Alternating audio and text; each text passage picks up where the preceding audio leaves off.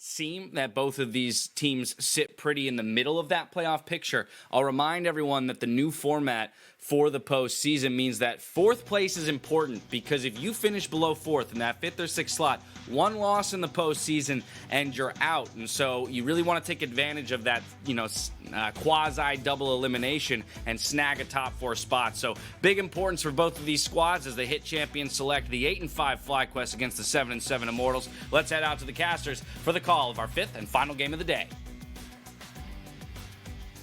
Thank you very much, Dash. Welcome back to the caster desks, plural, I think Azale and I each have one, and that's how it's going to work out here. FlyQuest slated to go 4-0 to close out the season. Solo back in the mix. That is, I want to point out an interesting stat, by the way. Every single role except top lane has been subbed out at some point this season. Solo is the first top lane sub this year. Not kind of things like lane swaps, whatever else. Actually replacing the player that normally plays top lane. Solo is the one and only top lane replacement. It is interesting, and Viper, unfortunately, has not been having the kind of year we were really hoping for, right? Yep. He has had, I think, a pretty rough split overall. He has had a couple impressive games. People are always going to look to his Riven performances because he's so damn good on that champion, but outside of the Riven, his strong performances have been few and far between. FlyQuest looking for a little bit more consistency, and Solo, despite the fact that he hasn't been in the LCS, was, I think, a solid performer for a long time when he had been playing. So I'm interested to see what kind of a level he is going to bring here today against sOAZ. Yeah, and the stats really do back it up. There's obviously the eye test, and it's like, yeah, you had a great Riven game, but you're a middling to below average top laner. And FlyQuest are the second or third best team in the LCS. The record supports that. Again, they're supposed to go 4-0. They are probably destined to tiebreak TSM at the end of the season. And if you're the third best team and you have the sixth best top laner, he is quite obviously a below average performer. Solo can definitely do really well here. I have high hopes for him. I think he is a very good player. I want to see how well he does up against sOAZ, who has been, I think, overall a bright point for Immortals, who are currently in playoff position. They're currently alone in fifth at 7-7. We'll see if they tie Fly EG at 8-7 for third, or if they tie 100 Thieves for 5-6 at 7-8. That's the goal, right? Try to move up and keep pace with FlyQuest. Look towards that potential top four. Immortals, as you say, in a pretty good spot to potentially make playoffs, but they've got to close out these games. There has been criticisms thrown their way about quality of wins. Are all these wins really impressive ones? Was it so deserved? But at the end of the day, Immortals, I think, have been improving week over week. They have been able to come together and make it work with a roster that people had very low expectations for coming into this split. Almost everyone had Immortals 8, 9, 10. Yeah, and they're definitively, I think, not 9th or 10th, right? And again, I think they are looking fairly likely to make playoffs here. They actually, it's funny, I'm looking at what their last game against FlyQuest was, which was their first game of the season. That was the historic Riven game. That was the big pop-off game for Viper, and obviously you don't have to ban Riven anymore when Viper's no longer on the team, at least not starting right now, as the Morgana comes through. Supposed to be pretty good against Rakan. On Reflex, you should be able to stop the knock from happening, which means if he's running Aftershock, doesn't get the extra armor MR, and you land a bind and just fight the guy. It could be way more dangerous to look for those engages as Rakan, because like you're saying, not only can they black shield the engage, but you are jumping in a straight line and the animation is long enough that you should pretty much always be able to hit the binding on the Rakan and then potentially lock him down to take him out. Hakuho is a very experienced Morgana player. Really, I think one of his best champions. We have seen him and Apollo in the past, that bot lane reunited, playing a lot of things like Caitlyn Morgana as an answer to the Zyra Rakan. So this is a little bit different, but still the same kind of principle applies. And also interesting to see Karthus banned out once more, so maybe kind of moving up the tiers as far as the scrims have been going, because we saw it played last game, banned out this game. And also keep in mind that the team of FlyQuest is physical heavy. We know PoE can play a lot of stuff, and it says, hey, you don't probably get to play a physical damage mid laner if we're getting rid of Karthus here. The Gragas, as far as I can tell, is still up, so there are still some magic damage sources if you really need it. look, there's the hover. Not a big surprise there. But yeah, I still don't think we see a physical damage mid laner. Gragas has not put out the kind of damage that you want to really force different item purchases. Exactly, especially for frontliners, right? As long as Gragas can threaten 100-0 type thing if you're having a really good game, you have Spellpunk coming in the jungle, but you don't threaten the high health frontliners. And that's why you need a consistent AP damage source. The Victor will give them just that. I think it's a great pick here for PoE. It is going to be blind, so we'll see if Eika can grab something to try to abuse this matchup, but a couple of mid lane bans have already been thrown out by FlyQuest, targeting some of the champions they are most worried about in that 1v1. So it will be Cassio, and in my experience, this is actually more of a Victor favored matchup.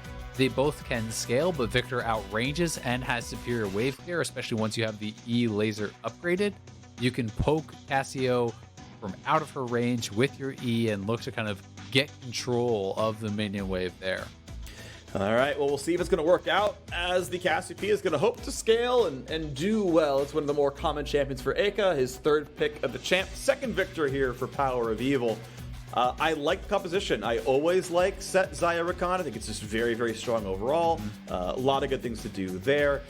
PoE is gonna, generally be a solid mid laner, right? He is He is basically the only not Cloud9 MVP candidate. I mean, maybe Broken Blade now is kind of in the conversation here as well, but it was so obviously above the rest, right? He was almost dragging FlyQuest into a top 3, and like I want to know what FlyQuest looks like, because I would love there to be a real fight for second place at the end. We know C9 can't be caught, but I want to see that FlyQuest TSM battle that seems so likely here. And if Solo just turns that knob a little bit more and FlyQuest get a little bit better as a team, that's going to be exciting. I want to see Solo do well. That's a good point. Yeah, if Solo is able to really perform, then FlyQuest looking even better. They have been a pretty surprisingly strong team throughout this split. I do like their composition a lot more as far as this draft is concerned. I think Immortals really are going to struggle if they fall behind at all, because they have very poor ways to start fights. Your engage is essentially a Trundle, Pillar, or Morgana binding, which is not reliable. Whereas on the other side, FlyQuest can start fight with Gragas. They can start it with Rakan. There's more options to make things happen on their own. Yeah, gonna be fun to watch for. Pretty sure, as is usual, we take our 5-minute commercial break before the game starts for competitive integrity. So we'll see you very soon, right after this. Get some snaps. Hello, everyone. Welcome back to the show. It is our 5th and final LCS game of the day. I am still Freak. That was still Azael, but now it is League of Legends, which is all you came here for anyway. FlyQuest, slated to be a top 3 team at the end of the split. I am looking forward to a potential tiebreaker with TSM for second. That's going to be exciting. Immortals right now in playoff position, and they can hold on to that one. With the win here, they are tied for 3rd. That would be huge for Immortals. We talked about preseason expectations based on their roster, on people thinking, hey, they weren't really going to be able to match up. They didn't have a big carry threat, but they have been looking good. Xmithie, I think this guy is so impressive how he's able to just succeed on all these different teams. And on Immortals, when you're looking at the roster player by player, it's shocking to think that Immortals is actually ahead of Team Liquid, his old squad, who replaced him in the playoff race. FlyQuest, on the other hand, they too, have been doing very, very well. I think started out incredibly hot, cooled off a little bit, but now with Solo coming in, I'm excited to see, are they going to be able to step it up even more? Azael, I think I figured it out, though. It's not that Xmithie got replaced on TL. He replaced his team with upgrades. Right? Like, yeah, okay, the LCS got harder and Xmithie's no longer in first place, but, he found some new teammates and he's a game and a half ahead of TL right now. True. He just replaced all 4 of them. They didn't replace him. I like it. That's the storyline I'm going to hook up with here right now. Xmithie. He also replaced his org. He also replaced his org. Yeah, he's like, no, I don't need Steve. We got better stuff going on here. Xmithie is the second most all-time LCS trophies, right? He's past Bjergsen, second only to Doublelift, and he can tie first place if he can bring his new old team. We have so many of these now. His new old team to another LCS championship. That would be pretty incredible if he's able to do it. But I think for now, even just making playoffs would be huge for this squad. I think that would be a very impressive run for Immortals. I know that is what they were focused on. That is what FlyQuest is focused on, picking up every single win that they can to put themselves in a good position to try to make top 4 and have essentially that double elimination style playoff advantage. Yeah, and they are poised to make it. That is the expectation for FlyQuest. Immortals would be on the outside looking in unless they start to surge at the end. They've got a reasonably hard schedule. They are statistically expected to go 1-3 based on strength, but it's wins that they can get, they can improve, and we'll see if they can do that one and maybe take 4th place away from Evil Geniuses. That's like the really important battle is near the end of the season. They face EG, and that is who's slotted right now to take 4th. So that'll be something we watch for. Of course, right now we have an individual game to be played. Xmithie going to be spotted on the ward. Solo pushes in the wave. Might have to drop away these casting minions, unfortunately, but as he sees Xmithie go down to the blue buff and that whole area, he's feeling comfortable enough to at least gain XP. Xmithie didn't want to spend too much time waiting around, and had he actually gone straight into the brush, then Solo would have had to give up even more, but now he is spotted. Solo fairly far up, but will be able to walk it out. Okay, gets away from some of the first knockers, but now has to burn the flash away. It feels like he stopped for a second and did a taunt or something. Like he kind of sat there and then lost flash after just skill shots. I think he didn't realize that sOAZ was going to run past the wave, and now they're trying to collapse on Xmithie here. Really good pullback when it trades the flash back. Max range face breaker means Xmithie has to flash to get away from body slam and the follow-up slow. But it is still a flashless top laner, and that to me still probably favors Immortals if they can revisit top lane. I would agree. As a jungler, generally, if you come and trade flashes with a soul laner, you're considering that a fairly successful gank. So Xmithie's still going to be pretty happy overall, but it did seem like that was a little bit of kind of cockiness from Solo. Slowed down, stopped moving his character. I think he thought he was far enough away that sOAZ would not engage on him, and he wanted to stay maybe in XP range or just say, hey, Xmithie, you can't 1v1 me, but it ended up costing him the flash. Okay, well, junglers now both topside. Santorin is a level behind Xmithie and only gets barrel damage. He is...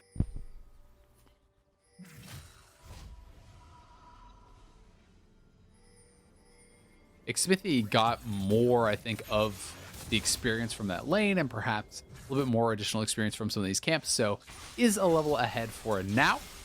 And we are seeing PowerOfEvil just kind of trading back and forth here with Eika, but up on that top side, due to that pseudo freeze, sOAZ is very far ahead in terms of those farms. So we'll have to see how much Solo is able to actually pick up. Yeah. To be able to try to close the gap there.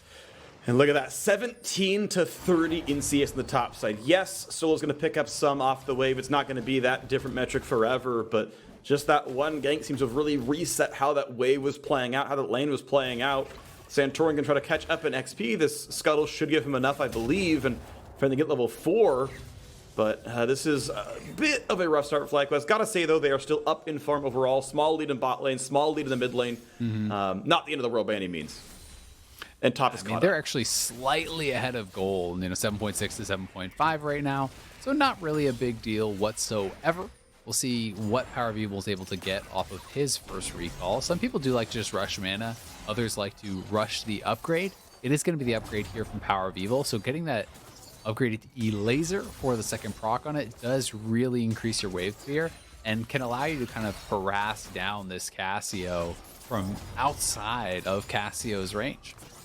Yeah, gonna be fun to watch for. I mean, I'm very intrigued by mid lane matchups. It's arguably my worst role, so I never understand all the pieces of it. But it's always really compelling, especially when there is some level of kill threat or poke threat, and you can kind of see who gets the lane control and who can kind of do what around the map. PowerOfEvil, again, an absolute all-star in the mid lane so far. Eika has been not having the best year, but he's still part of this Immortals combo that is right now in 5th place in the LCS in a playoff position. And in striking distance of a bit higher if they can make it happen. A quick bot lane push comes in. Apollo, 50% record, just like his predecessor was down in the bottom lane. But back reunited with Hakuho. Second longest standing duo of total games played together. It's nice to see them reunited. I think that they've just been such a mainstay in the league, and it was kind of funny that Apollo was on the same org, but he was playing in Academy, where Hakuho was still staying in the LCS there. So now have been reunited, and they've been solid performers for many years. I do think Apollo at times is pretty underrated. He's not the most flashy player, but he's very consistent. Yeah, absolutely the case. I think he's definitely very strong. He's had some very good years. I still get memes once in a while about calling him A tier, but yeah, definitely a good player. But now suddenly 3-on-1 versus PU. He has to flash get away, finds his son into sOAZ, and builds a lot of distance. But can there be follow through? So as we can get the next skill shot, he can find that slow PU. He might not get out of the cage. He can't. That's got to be enough damage for follow up, and First Blood's gonna come through. sOAZ's roam sets it up, and Xmithie knocks it down. Nice roam there from Immortals. 3-man play on mid lane. PowerOfEvil almost able to navigate his way out of that gank and flashing over the pillar, proccing the phase rush, but that was such a well-placed Infernal Chain. Normally you want to just sidestep out of it, but he really didn't have the ability to do that without walking back into the Immortals players and had to kind of run so far forward to actually get into that barren pit in order to break it, and he just couldn't quite make it. Oh, big pickups there, and you can see Immortals now going to feel comfortable with a small gold lead to start things out. Xmithie able to get on the board with a flash burn top side, but never found the revisit, so Solo was about to have his flash back up, but it did help top lane equalize the farm. Now Solo facebreakers in, finds a decent punch, gets some decent damage. Temporarily, they will level down behind sOAZ. Yeah, even if the farm has equalized, you're going to be pretty happy about that, I feel like, as Aatrox in the early stages.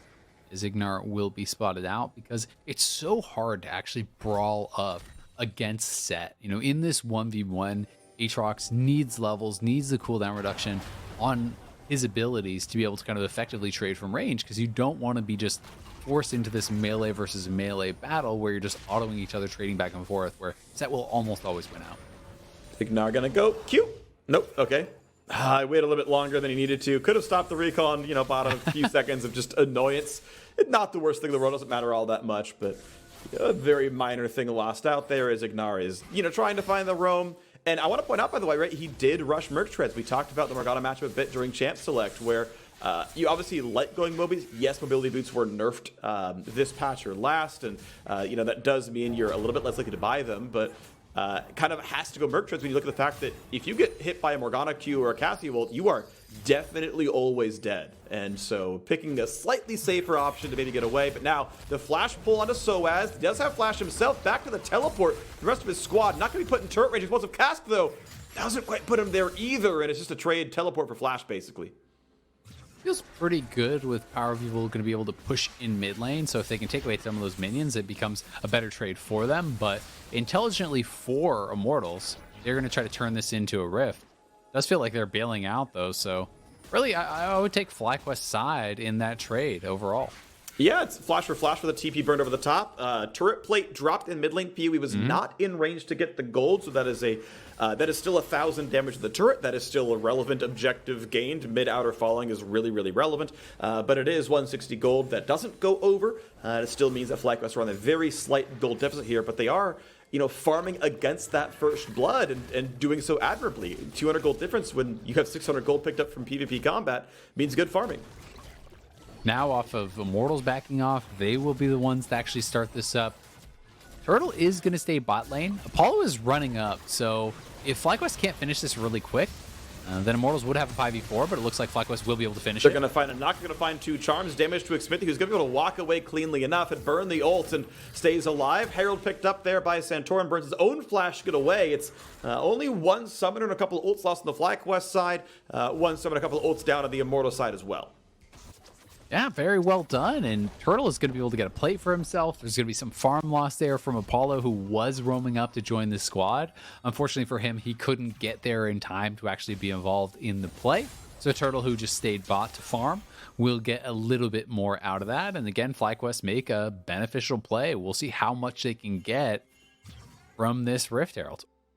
So, as I've got stats here at the screen in front of me, I do want to kind of spend some time looking at the comparisons between players. If you look at CS difference at 10 across top laners, Viper was dead last in the LCS at -6.9. You can kind of see here that it's not quite that mark here for Solo, so that part's doing pretty well. But if you look at a different stat, like, say, gold difference, Viper is actually a better laner than sOAZ. If you look at overall gold, not just CS, so things like plates and assists, ironically, it's sOAZ who was doing well on farm and actually got the roam, got the assist. So sOAZ, I'd say, generally outperforming what he's expected to have against Viper, but, you know, by fairly small margins, if we're, like, trying to grade Solo so far. It's tough also because of how much I think the lane state in the early levels was affected by that gank, but we have IgNar here. Oof. Like he may be in trouble, has to blow the flash. Because Solo kind of had the wave semi-frozen on him, he did lose quite a bit of that. And you can place some blame on the laner for saying, okay, well, maybe you should have managed the wave differently so that it wasn't able to be frozen on you, but it does get pretty in the weeds when we're, in or like a 1-game sample size. Of course. And thus far, I would say as far as just the eye check, Solo has performed fairly well. He's been on point with the face breakers, setting his team up with that at times, and at very least getting some summoners. Yeah, he's been setting his team up quite well. Of course, they set him up in Champion Select, and as we look at the mid-game state, it is a Drake in for Immortals. That's going to be solid, but it's FlyQuest who are still up in gold. They've still got a minute and change to summon that Herald and get 300 to 400 more off the top of that. So expecting a pretty large gold lead for FlyQuest, expecting to get first turret here as well, as mid and bot are both down a plate. And neither team has lane swapped their duos to top side to crash a turret just yet, but we are running out of time before the plates fall, so we should see that summon come pretty soon for Santorin. I'm surprised to see him just straight up recalling here. Unless he just charges to a lane right now and drops it, it's going to be too late to try to get turret plates. So have to track. He's just going to run it down to mid lane and try to go for that there. But I always do think it's so important to get that guaranteed gold from the plates. IgNar out to safety. Eika does not get the stun as IgNar is able to turn his back to it and get away from that one. We've now got Santorin walking to mid lane with about 30 seconds left on the Herald summon, as we have 20 seconds left on plates. WildTurtle about to find his second solo plate kill down here. This time around, Apollo will actually be around. But the Herald is summoned to the mid lane, and you're going to hope for the FlyQuest side. Nicely done by Turtle. Gets the gold there. Here comes the charge, and PoE and Santorin both close enough to at least earn the 320 total gold for that one dropping. Sadly, plate number 4 not going to be ranged to kill. There was enough defense by Immortals, but that is still 480 gold farmed off the mid lane turret, 320 farmed off the bot lane turret, and Immortals themselves, I believe, got none.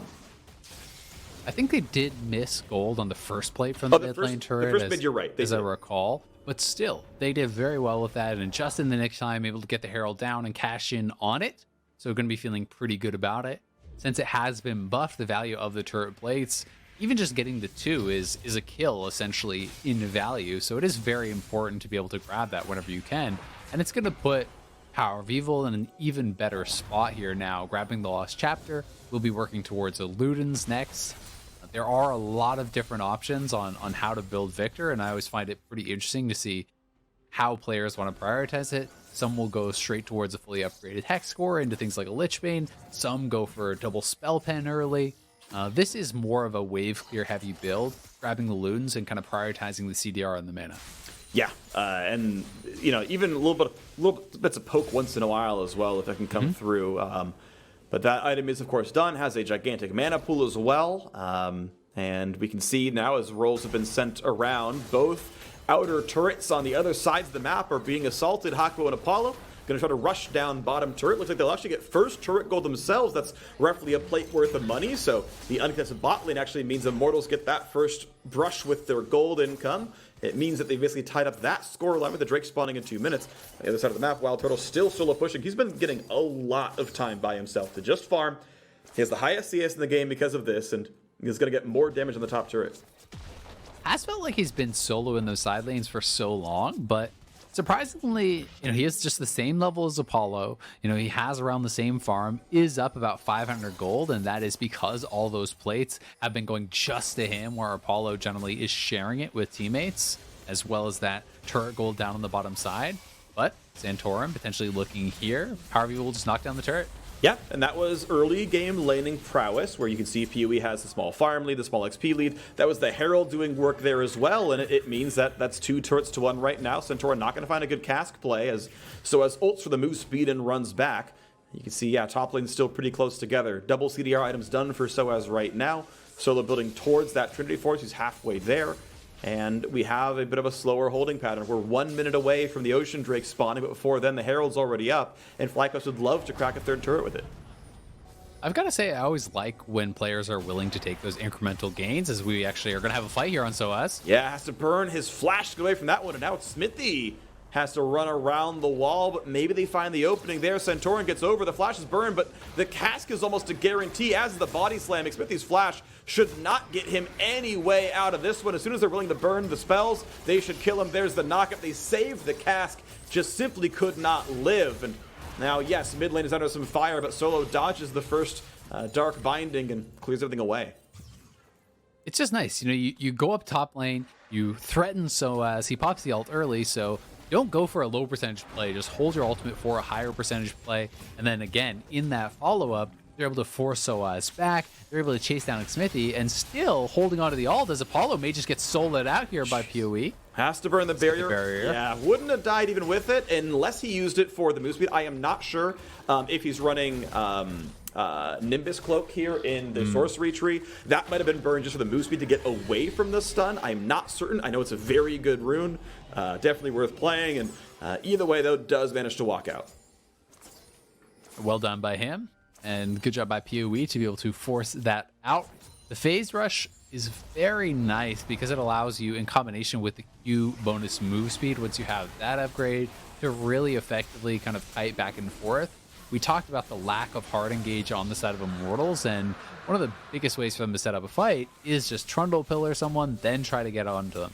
When you have phase rush, you can remove that slow essentially and kite back very effectively, plus having the ability to then stay closer and attack your opponents as they back up, keeping your ultimate closer and on top of them for more damage. Yeah, and if there's a player who's good at kiting a team fight out and maximizing DPS, PowerOfEvil is one of the very best at it. Definitely an outstanding player, and we'll be watching for him a whole bunch in team fights. Again, though, WildTurtle has a ton of cash as well, right? Lots of turret gold soloed to him, lots of farms to the highest in the game. Might be the first to break 200. We'll see as waves go down. Doesn't have any minions to kill just yet. I'm actually very curious, just for funsies, who gets it. It's going to be PoE, cracking 200 minions under 19 minutes into the game. Same, though, for Eika at 201. Yeah, all the players really farming well here. Both bot laners just around 200. Both mid laners at 200 as Turtle, no turret behind him, but will be able to barely squeeze by that pillar. That would have been probably Flash if he actually got locked in there, because you can't just walk through Eika and Xmithie, and your ultimate does not allow you to go over terrain such as that pillar. Yep, that was going to be really big. Just maybe 50 units off from that being a forced flash. Unlucky there, but end of the day, it's FlyQuest feeling comfortable. They've still got those 2 unanswered turrets. We know bot lane is getting low, and right now, at this very moment, Nona's answering the bot lane push. Hakuho going to be chunked down as well. IgNar going to be first to get back into the bot lane. We'll see if Gragas shows as well. Eika is showing up, but not in time to defend the turret, so 3 straight turret kills for FlyQuest.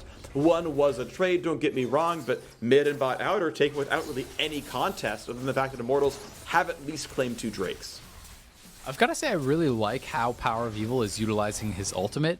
The last time the ult was up, he got barrier out of Apollo. Comes back up, he forces heal out of Hakuho. And this is something where if you're going to go for a CDR heavy build, you need to be using your cooldowns consistently to really make the most of it. Otherwise, you should just be going for a flat pen or a death cap or something like that. So, he's making the most of his build and really kind of forcing resources out of his opponents every time his ultimate is up. And we're speaking of things being up, Baron is alive now on the map as the power spike's coming through. Triforce done for Solo. sOAZ now the object of affection as the FlyQuest do want to go for him. Yet again, ulti burn for the move speed. That's the second in a row I've seen of that one. Does make Aatrox, of course, a safe split pusher, gets away from most ganks. Again, IgNar not having Mobies, but Merc Treads means he's, of course, not as easily able to find those engages and outrun his opponents to get into range. Fair enough, cooldowns burned, whatever. But WildTurtle, equal levels to sOAZ, is not going to feel too terribly threatened by the one-on-one. I say that, though, as he walks in a melee range of him, gets out from the knockback, and with reinforcements nearby, there's no follow-up on the fight. sOAZ wouldn't be able to win that extended fight very likely without the ult, but PowerOfEvil not quite able to proc phase rush to run away there, but now sOAZ potentially caught out. Charm, lots of CC. That time around, they get the kill picked off. Doesn't have the flash. Couldn't burn it to get away. The rest of the squad was there. sOAZ bit off more than he could chew.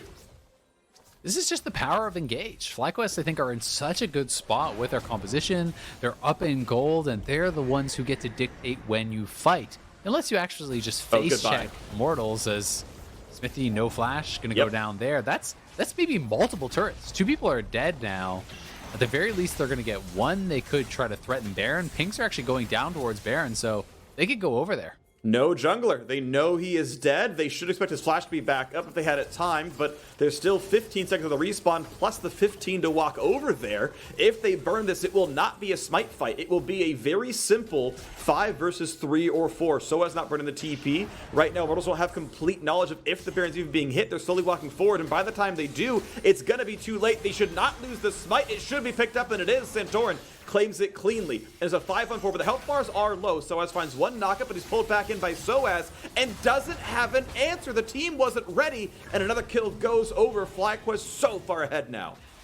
PowerOfEvil did such a good job in that fight, zoning out all of the other members of Immortals. sOAZ comes in for this big TP flank, but no one could actually get past PoE. He's dropping his W for zone control. He gets an ult on multiple members, getting them very, very low with lasers across, and never put himself in a position where they could even get on top of him and take him out because they just don't have the ability to hard engage. So Immortals finding Turtle, thinking, okay, we can actually make a play here. But IgNar is in the area, the counter engage very good. He got past the miasma, allowing him to then W over and charm up Eika after already having locked down sOAZ. That is a couple kills that then led to Xmithie dying, that then led to the Baron, and FlyQuest in full control. They're the ones with the engage, they're the ones with the gold lead, and they are the ones who have everything they need, I think, to win this game. I absolutely agree. FlyQuest are looking great. Solo's return to the LCS, his first game of the decade.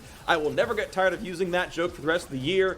Is 2-0-0 on a victory, helping to lead FlyQuest up towards top 3 in the standings. They're going to retain that spot for now. They'll actually, if they close one out, be tied with TSM for second. They're already 1-1 head-to-head, so if they keep winning, and we're expecting both teams to, it is a tiebreak for second. I'm still going to mention that because it's really, really hype for FlyQuest to have turned their season around so well. They turned their kind of org around to being such a winning team now this time around, and we'll see if they can keep that one going forward. Looking at a 9-6 record going into the last 3 games, and we'll see what else they want to do. Still more than a minute left in the Baron buff with plenty of items to back up their push.